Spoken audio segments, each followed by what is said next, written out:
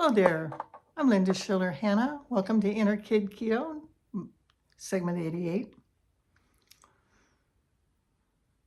I was guided today by Spirit to create this particular program.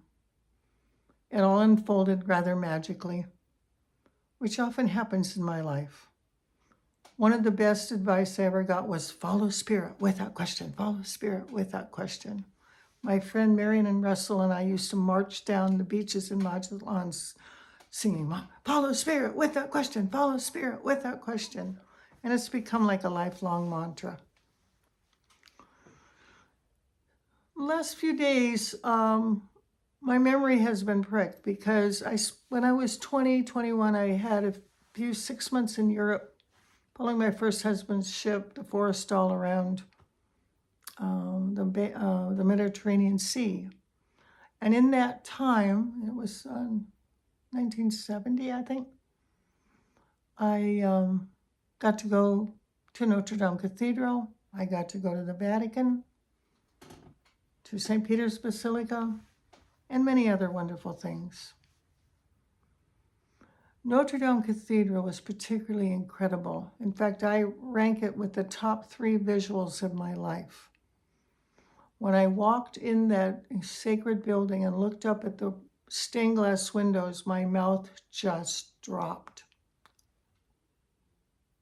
I just stood in awe. They were the most incredible, enormous windows I've ever seen, and rich color.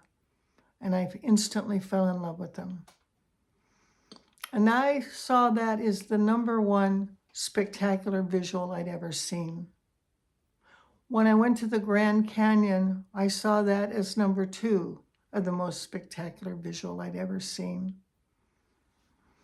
And when I lived in the Bay Area, a friend took me to go inside the Hyatt Regency Hotel, which was a big deal in those days. And you went inside and there was a vaulted ceiling and elevators going up and fountains. It was an amazing place. It's still an amazing place.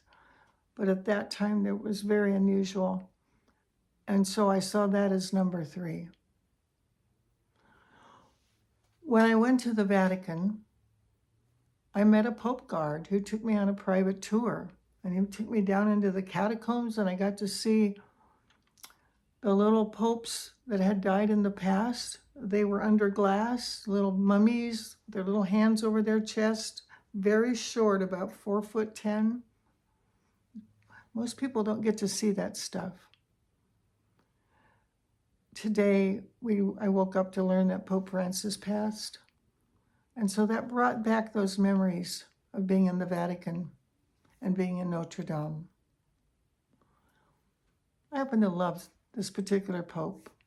I thought he was the best we've had. He was the most leaned into, the most loving for gay people, LGBT, questioning, all those folks. He was the most inclusive. He took the name Francis out of the humility. A very loving, special man. And how amazing that he made it through Easter.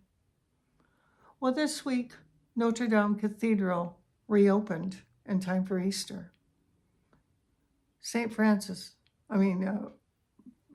Francis made it through the Easter celebration, and then he passed last night. So this brought back some other memories. Today I had to do some errands, typical wife stuff.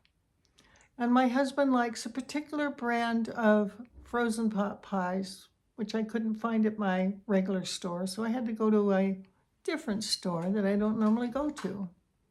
And as I walked up into the front area in the entrance, there on the ground was this enormous blue dragonfly. It's the first dragonfly I've seen this season. He was just sitting there still, and he was enormous and he was beautiful. And because I was thinking about all these things, I decided to get down on the ground and say hello. I just looked at him and he looked at me. We had probably 2 or 3, 4 minutes there. Well, several people saw this old lady on the ground and wanted to make sure I hadn't fallen. I said, no, I'm just saying hello to the dragonfly. First one I've seen this season. And someone said, well, dragonflies bring good luck. Yes, they do. And then I remembered this story that my dear friend Linda Smith told me. I met Linda Smith in Hot Springs, Arkansas at an ARE talk I gave. We had an instant positive connection. And she told me a story that was so precious, because she picked me up at the airport to take me for my talk, that I asked her to tell it to the whole group. And it was cool, and I'm going to share it with you. So she said she had this relative who didn't believe in the afterlife, not at all. Thought it was a bunch of bunk. And he had an older man, and he had a death in the family. And Linda and the rest of them believed in butterflies, that they were a sign of spirit, that loved ones would come back to visit. Others think it's cardinals, but winged creatures in particular. And this guy says, nah, I'm going to go fishing. And he goes out fishing, and he was so mad when he came back. He said, I couldn't fish at all. About 100 butterflies hung onto my fishing pole, and I couldn't even fish. And he didn't get it. You get it. I get it. We get it. So when I saw that dragonfly this morning, it reminded me of Linda, the Pope, and this other beautiful story that Linda told me. That later that year, she passed from cancer, and it was a great loss to me. But I know she wants me to give you this story. So I just pulled it off the internet. It's the dragonfly story. Once in a little pond in the muddy water under the lily pads, there lived some grubs in a community of water beetles. They lived a simple and comfortable life in the pond with few disturbances and interruptions. Once in a while, sadness would come to the community when one of their fellow beetles would climb the stem of a lily pad and would never be seen again. They knew when that happened, their friend was dead, gone forever. They promised each other that the next one who was called to make the upward climb would return and tell what happened to him.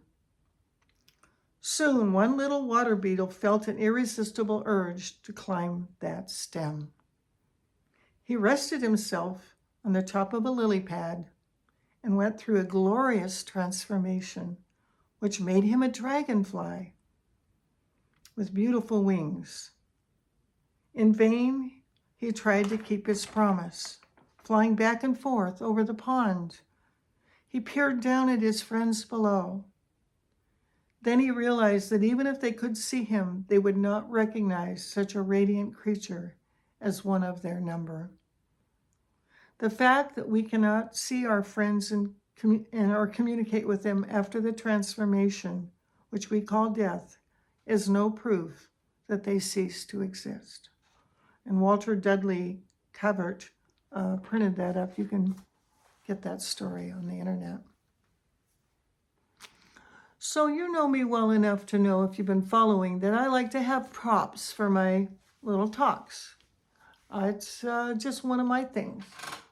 So I looked in my stash, and here I had this beautiful butterfly. Little Linda's got the butterfly. Way cool. And I had this little bee, because it's a little winged creature. We've been talking about bees. And out in my yard, I had this beautiful butterfly by my front gate. But it wasn't a dragonfly. And I thought, wah, it's not a dragonfly. For dinner tonight, I made myself a vegetarian pizza. My husband doesn't like vegetarian pizza. I made him something else. And I had half of it left over, and so I thought, I'm just going up the street to visit my friend Cheryl. She's only a mile away. She's a single woman. She worked all day. She'll probably love to have this other half of this vegetarian pizza. I can't eat it all. So I put my little dogs in the car when I ran up there. I said, "Here, Cheryl, here's the pizza." We started walking the dogs down to her stable where she has the horses. I'm not paying any attention. We're walking along. And I look over her and I said, "What are you wearing?" I'm going to show you what she was wearing. She was wearing this Dragonfly t-shirt. I can't make this up. 20 minutes before planning to do this program, and I didn't have a thing to wear or any visual of a dragonfly. I was going to try to paint something. She's got the shirt on. I said, "Can you loan me that shirt?" I promised to bring it back. She took it right off because she had another shirt on it underneath. I mean, to me, that was a sign. It was the fact that Notre Dame Cathedral reopened this week, that the Pope passed last night, that I've been to the Vatican. By the way, I got to see the Pietà. They say it breathes. I have a little sample. I love the Pietà, Michelangelo. I love art. Got to see the Sistine Chapel, all of it. Amazing. Got to find a dragonfly today on the sidewalk. I have a picture of it. I'm going to try to get my husband to upload it with this video. All of these little things fell into place today. The dragonfly, the t-shirt, the Pope, all of it. One more thing about Linda Smith. She told me about her grandson. She had a teenage grandson who was very smart. And she would tell me about how amazing he was. And she said he had a word for people who were very selfish. He called them me-firsters. They wanted to go first. They wanted to have the most. Me-firsters, me-firsters. I can't think of a better day to mention the terminology me-firster. Let's follow spirit without question. Pay attention to the signs of nature like in Animal Speaks with the Ted Andrews books. Notice when spirit is trying to give you messages like the dragonfly on the sidewalk. Listen to your inner voice. And as you shed excess weight, be prepared to notice that spirit is giving you more and more impressions, more and more opportunities to feel connected, safe, and guided. That's all I got for today. Thanks for coming back. I'll see you tomorrow. Inner Kid Keto, Linda Schiller, Hannah, signing off. Bye for now.